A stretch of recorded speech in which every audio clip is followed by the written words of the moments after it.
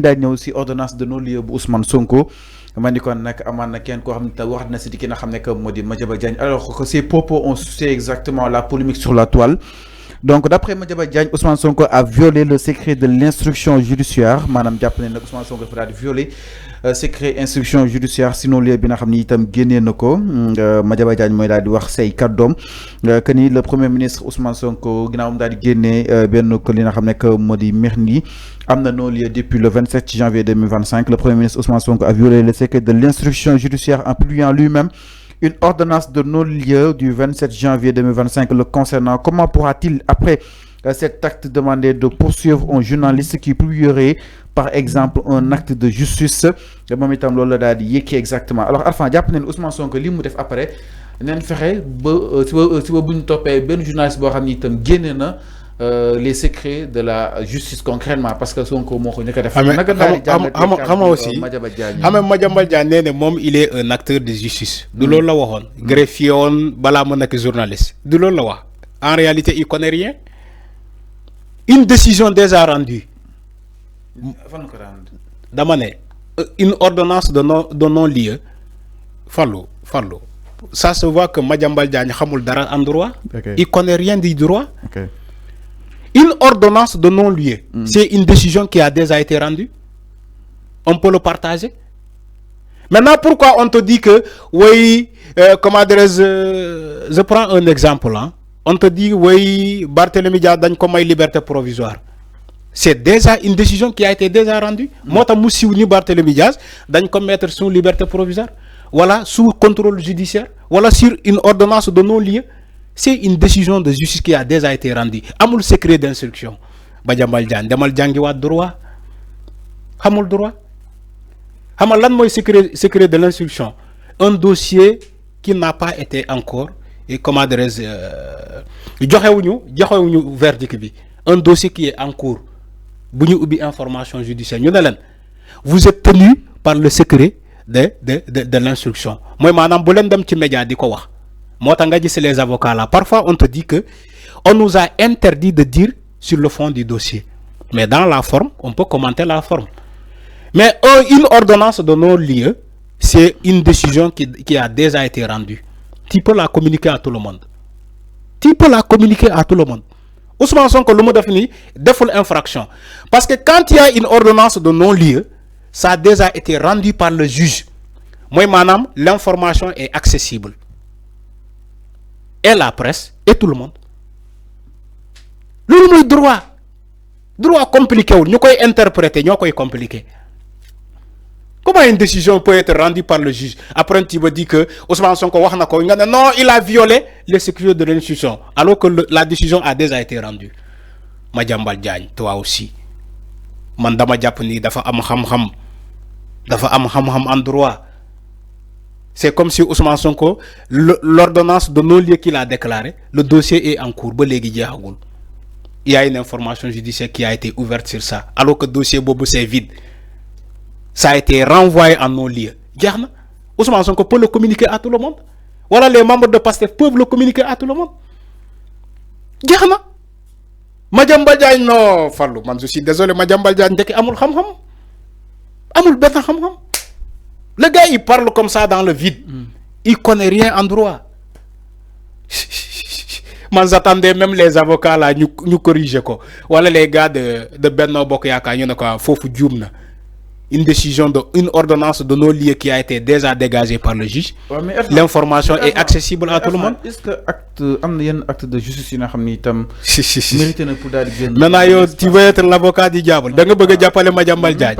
En sachant que dafa daanu. Même pas dañuy waxtaan avant est-ce que aussi waxtaan bi jeex na bu roubé débat bi yaa ngi xaabaabal rek. Est-ce que aussi am na yenn acte yoo xam ni war na mën a génn dans l'espace public c'est-à-dire ay actes si léegi Madiambal Diagne moom mi ngi souligner que ni léegi naka lañ daal wala mën a woowee benn journaliste boo xam ni itam dafa génnee par exemple benn acte de justice concrètement. Madiambal Diagne ba muy toog Dakar di woote ay magistrat Ziguinchor di leen jox ay instructions ci seen métier.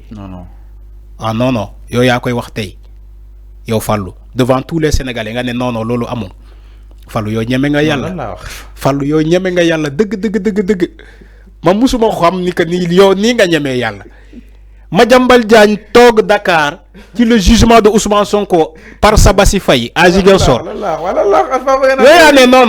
ma ne yow Fallou yow ñeme nga yàlla devant tout le monde nga ne non loolu amul. juge yi suñu manqué ba si ba Madiambal Diagne di leen woo loolu peut-être ñoom la. yow ci ba en fait quoi Madiambal Diagne en tant que journaliste woo ay juge nee pour ñu defee nii pour ñu defee ne la avant tamit. ñu déclarer le juge non compétent ci ay magistrat yu jàng seen métier ba sermonné. parce que neen dafa def ay non man dama juge bi loolu ça n'a rien à voir ak dem di fa woote.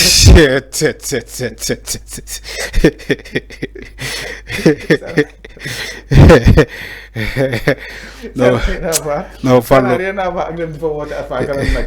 yow mais juge bi maanaam juge bi Madiambal Diagne lu mu doon dëkkee bu juge. yow Madiambal Diagne mu ngi lay bëgg a wàll de. mu lay bëgg a wàll de. waaw mais avant xam nga lan moo la différence ak Madiambal Diagne est-ce que xam nga ko ma wax la ko. xam nga lan moo la différence ak Madiambal Diagne. Madiambal Diagne ndel la woto yow wotoo ndel mais boo wotoo ndel da ngay ñuroo ak moom loolu moo la différence ak Madiambal Diagne. mais avant léegi journalistes yi publier des fois ay actes de justice. une décision de justice qui a déjà été rendue. dama lay jàppale foofu bu subaa nga corriger ko moom Madiambal Diagne. une décision de justice qui a déjà été rendue est accessible à tout le monde.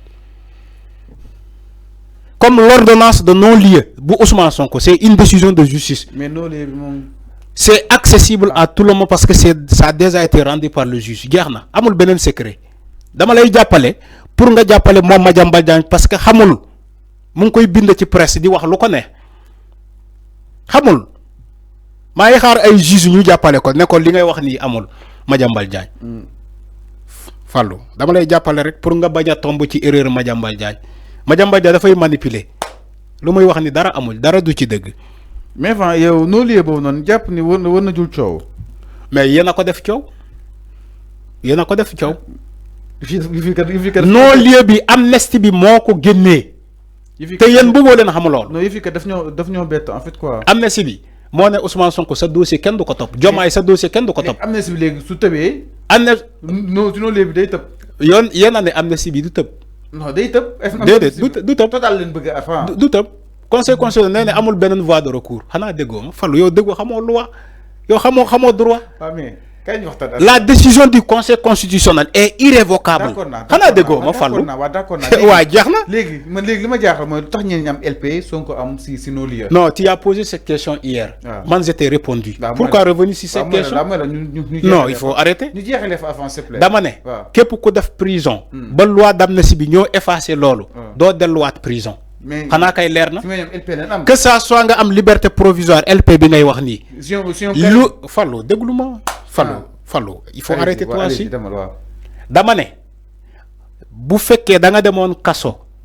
ci les manifestations politiques yi amoon fii ba lu Macky Sall voté loi d'amnistie am boo demee kaso ba ñu génnee la doo delluwaat kaso parce que malheureusement conseil constitutionnel joxe na décision am ba pare maintenant à moins que nga def ay délits de crime ay délits de sang ay actes de torture ay traitements inhumains boo ko defee c'est puni par la loi amnistie mënu ci dara xanaa kay loolu expliqué naa ko démb leer na léegi leer na ci yow nga bañ a manipuler dina am Karim Xurum Xaq nee ne non moom LP la am dama ne Karim Xurum Xaq bu amee LP ci beneen dossier na ko signaler mais bu fekkee liberté provisoire am boobu ci loi d'amnistie bi woom boobu effacé na kenn du delluwaat kaso que ça soit nga am ordonnance de non-lieu que ça soit nga am liberté provisoire ci jamono Macky Sall léegi loi bi daf ko effacé la décision est finale par le conseil constitutionnel léegi jeex na leer na mbaa leer na. jërëjëf. voilà nga bàyyi sa manipulation yi bàyyi manipulation bi. moo tax ma ne la yow ndel bi moo la différencier ci Madiambal Diagne mais da ngeen ñuroo ak Cheikh Yérim Seck ana keneen ki seen Cheikh borom bin yi sëriñ moom Adama fay na ko ba faw Adama ba mu révélé secret am Cheikh Yérim Seck fan la jaar xoolal fay ba faw sëriñ Cheikh ñu koy ziar bu baax a baax. Adama moo ko fay de moo ko fay lëm. mi noonu ba mu nekkee ci direct xamul ci direct la nekk mu nekk Adama bu ko wax ñii non ngaaka moom Fallou sa émission jeex na waay. Cheikh Yérim Seck ak Madiambal Diagne dama war a dox sama yeneen business. Journalisme c'est important. Qui est journaliste? Cheikh Yérim Seck ak Madiambal Diagne mënuñ leen si génne. C'est des journalistes trompeurs. Ils ont marqué leurs époques. C'est des journalistes trompeurs. Ouais. Avant fexeel ba nga prouver sa époque comme ñoom ni nga ko prouver. ma ne man sama époque. Merci beaucoup. dama ne sama époque ci yàlla la nekk. nekkul ci nit. sama époque ci yàlla la nekk. ñooñu c'est des journalistes trompeurs. alors di la jaajëfal Serigne Fallou jaajëfal sénégalais yi ñuy doom seetaan partout renouveler sama cofeel encore ci kilifa diine yi ak kilifa aada yi waa Touba waa Medina Baye waa Tiwaawoon Serigne Moustapha Sy Serigne Mbaye Sy ñoom ñëpp maa ngi leen di nuyu waa Cambérène Yoff Layène donc Thiaw Laye maa ngi leen di nuyu di leen jaajëfal waa Thiénaba la famille omarienne maa ngi nuyu ñëpp Sénégal yëpp nuyu diaspora bi yëpp nuyu Jacqueline